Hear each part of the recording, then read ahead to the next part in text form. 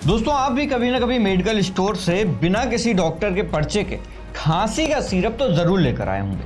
क्योंकि अक्सर इंडिया में क्या होता है कि हर छोटी मोटी बीमारी जैसे खांसी, जुकाम, बुखार, सर दर्द, ऐसी चीज़ों के लिए हम इंडियन अक्सर डॉक्टर के पास जाना जरूरी नहीं समझते, क्योंकि हफ्ते 10 दिन में मेडिकल स्टोर की दवाई से वो बीमारी ठीक भी हो जाती है। लेकिन खांसी के सिरप को लेकर, खांसी के कफ सिरप को लेकर भारत सरकार ने एक बहुत बड़ा ऐलान कर दिया है। और दोस्तों, ऐलान ये है कि अब आपको मार्केट में खांसी का सिरप नहीं मिलेगा। लेकिन इसी के साथ सवाल ये भी पैदा होते हैं कि आखिर इस खबर में कितनी सच्चाई है। क्या सच में अब मेडिकल स्टोर वाले आपको खांसी का सिरप, कफ सिरप देने से मना कर देंगे? और अचानक ऐसा क्या हो गया कि भारत सरकार को खांसी के कफ सिरप को लेकर यह फैसला लेना पड़ा? तो दोस्तों, इन सभी सवालों के जवाब आज हम आपको इस वीडियो में देने वाले हैं। और इस वीडियो को अंत तक जरूर देखिएगा, क्योंकि आज हम आपके सामने एक ऐसा सच लाने वाले हैं जिसे सुनकर आपकी रूह कांप जाएगी।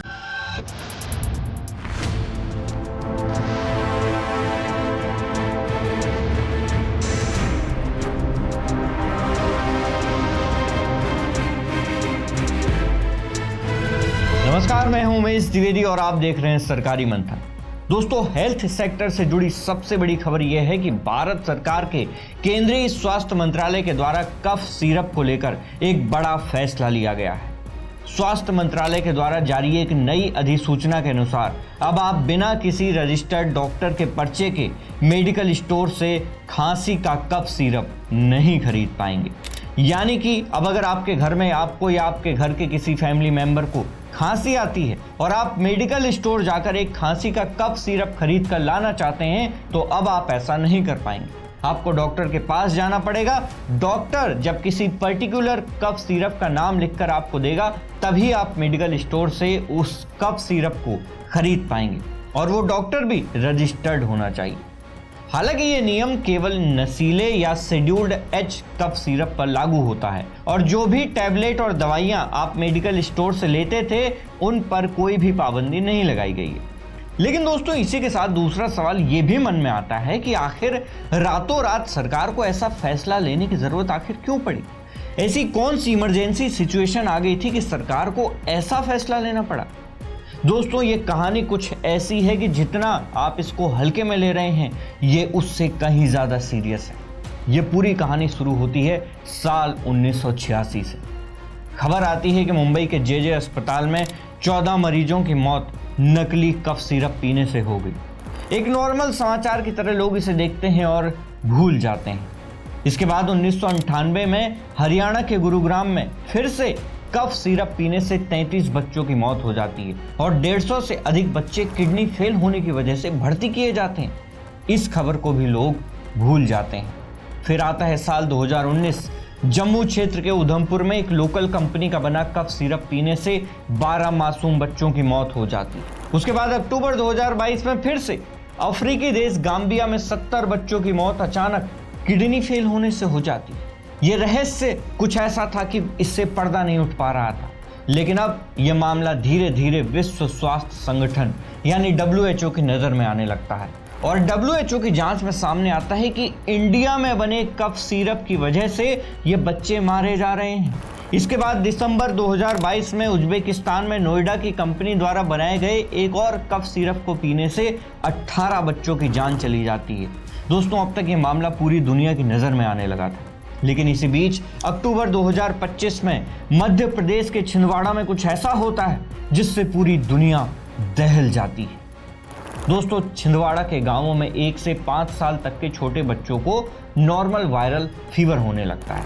भारत के हर आम आदमी की तरह कुछ लोगों ने लोकल डॉक्टर की सलाह पर, तो कुछ ने मेडिकल स्टोरों से कोल्ड्रिफ्ट नाम का एक कफ सिरप लेकर बच्चों को दे दी। लेकिन हुआ क्या कि उस कफ सिरप को पीने के कुछ ही घंटों के भीतर उन बच्चों को लगातार उल्टियां होने लगी, पेट में दर्द होने लगा, और सबसे खतरनाक बात यह हुई कि बच्चों का पेशाब यानी कि यूरिन आना पूरी तरह बंद हो गया। अस्पतालों में जांच के दौरान डॉक्टरों ने पाया कि इन बच्चों की दोनों किडनियां पूरी तरह से डैमेज हो चुकी थी।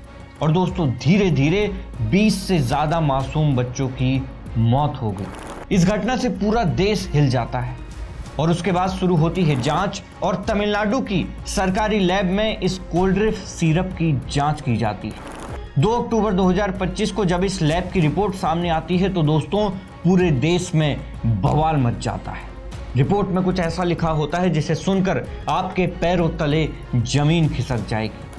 दोस्तों रिपोर्ट से पता चलता है कि बच्चों को दिए गए कफ सिरप में 48.6% तक डाइथिलीन ग्लाइकोल पाया गया था। ये वही केमिकल है जिसके लिए ये मानक तय किए गए हैं कि इसे सिर्फ 0.1% यानी कि ना के बराबर मिलाया जाए। ये वही जहरीला केमिकल है जो गाड़ियों के ब्रेक फ्लूइड में मिलाया जाता है, जिसका मतलब है कि कफ सिरप का आधा हिस्सा सीधे सीधे जहर बन चुका था। लेकिन दोस्तों जिन बच्चों की मौत हुई, क्या वो इसी कफ सिरप की वजह से हुई? इसके लिए बच्चों का पोस्टमार्टम कराना जरूरी था। लेकिन मीडिया में मामला सामने आने से पहले ही डॉक्टर्स ने बच्चों का पोस्टमार्टम करने से इनकार कर दिया और लोग अपने बच्चों को जमीन में दफना चुके थे। इसीलिए पोस्टमार्टम करने के लिए दफनाए हुए बच्चों को मिट्टी खोदकर फिर से बाहर निकाला गया और पोस्टमार्टम रिपोर्ट में जब ये क्लियर हो गया कि कफ सिरप ही मौत की असली वजह था तो दोस्तों रिपोर्ट आते ही मध्य प्रदेश के मुख्यमंत्री डॉक्टर मोहन यादव ने पूरे राज्य में कोल्ड्रिफ्ट सिरप और इसे बनाने वाली कंपनी की सभी दवाओं की बिक्री पर पूरी तरह बैन लगा दिया। पुलिस ने सिरप लिखने वाले सरकारी डॉक्टर प्रवीण सोनी और इसे बनाने वाली तमिलनाडु की कंपनी श्री सन फार्मास्यूटिकल्स के मालिक को गिरफ्तार कर जेल भेज दिया। लेकिन दोस्तों मामला अब तक हाथ से बाहर निकल चुका था, क्योंकि यही जहरीला सिरप न केवल मध्य प्रदेश बल्कि राजस्थान, उड़ीसा और पुडुचेरी के साथ साथ पूरे देश में सप्लाई हो चुका था। रातों रात पूरे देश की स्टेट गवर्नमेंट्स और केंद्र सरकार ने कोल्ड्रिफ्ट नाम के इस कफ सिरप को फ्रीज करवा दिया। यहां तक कि 13 अक्टूबर 2025 को WHO ने भारत में बने 3 कफ सिरप ब्रांड्स कोल्ड्रिफ्ट, रेस्पीफ्रेश और री-लाइफ को लेकर पूरी दुनिया में ग्लोबल अलर्ट घोषित कर दिया। अब क्योंकि भारत को फार्मेसी ऑफ द वर्ल्ड बोला जाता है, क्योंकि भारत दवा बनाने के मामले में दुनिया में तीसरे नंबर पर है। इसके अलावा अमेरिका में बिकने वाली हर 10 जेनेरिक दवाओं में से लगभग 4 दवाइयां इंडिया से ही जाती हैं। अब जब फार्मेसी के फील्ड में इंडिया का इतना नाम है तो दोस्तों कफ सिरप की वजह से और बच्चों की होने वाली मौतों की वजह से इंडिया का नाम भी खराब हो रहा था। सरकार जब इन कफ सिरप बनाने वाली कंपनियों में छापे मारती है तो एक ऐसा डरावना सच सामने आता है जिसे सुनकर शायद आपके होश उड़ जाएंगे। केंद्रीय औषधि मानक नियंत्रण संगठन यानी कि CDSCO और सभी राज्यों के ड्रग कंट्रोलर ने देश की 90% से ज्यादा कफ सिरप बनाने वाली फैक्ट्रियों पर एक साथ छापे मारना शुरू कर दिया। ये फैक्ट्रियां क्या करती थी कि कफ सिरप बनाने के लिए चीन और सिंगापुर से जो बेस केमिकल खरीदा जाता था वे कारखाने में आते ही बिना किसी लैब टेस्ट के सीधे दवाओं में मिला दिए जाते थे। दोस्तों इंस्पेक्शन के दौरान सरकारी अधिकारियों को कई ऐसी कंपनियां मिली जो केवल फाइलों में थी, कागज में थी। एक रजिस्टर्ड फार्मा एजेंसी के पते पर जब अधिकारी जांच करने पहुंचे तो वहां उन्हें एक हलवाई की दुकान मिली, एक टेलर की दुकान मिली और इन फर्जी कंपनियों के नाम पर कोडीन वाले नशीले सिरप और प्रतिबंधित दवाइयां खरीदी जा रही थी और उन्हें ब्लैक मार्केट में नशे के लिए सप्लाई किया जा रहा था। इसके अलावा कंपनियां अपनी दवाई की सेफ्टी ट्रायल के झूठे रिकॉर्ड बना रही थी। जब कोई बैच लैब टेस्ट में फेल हो जाता था तो अधिकारी को दिखाने के लिए दोबारा से फर्जी रिपोर्ट तैयार कर ली जाती थी। दोस्तों इतना सब पता चलने के बाद सरकार क्या करती है कि पूरे देश में 860 से ज़्यादा कंपनियों के लाइसेंस कैंसिल कर दिए जाते हैं और कई फैक्ट्रियों में दवा बनाने पर तुरंत रोक लगा दी जाती है और इन कंपनियों को CAPA यानी करेक्टिव एंड प्रिवेंटिव एक्शन के तहत कारण बताओ नोटिस जारी कर दिया जाता है।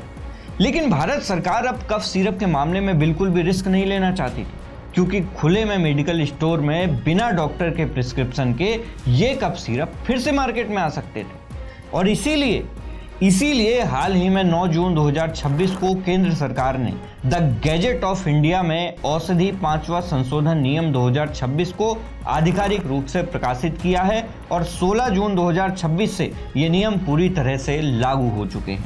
तो आप सावधान रहें और भले ही डॉक्टर के पास जाकर 500 रुपये का आपको पर्चा कटवाना पड़े, लेकिन बिना डॉक्टर के पर्चे के कोई भी खुले में बिकने वाला कफ सिरप ना खरीदें।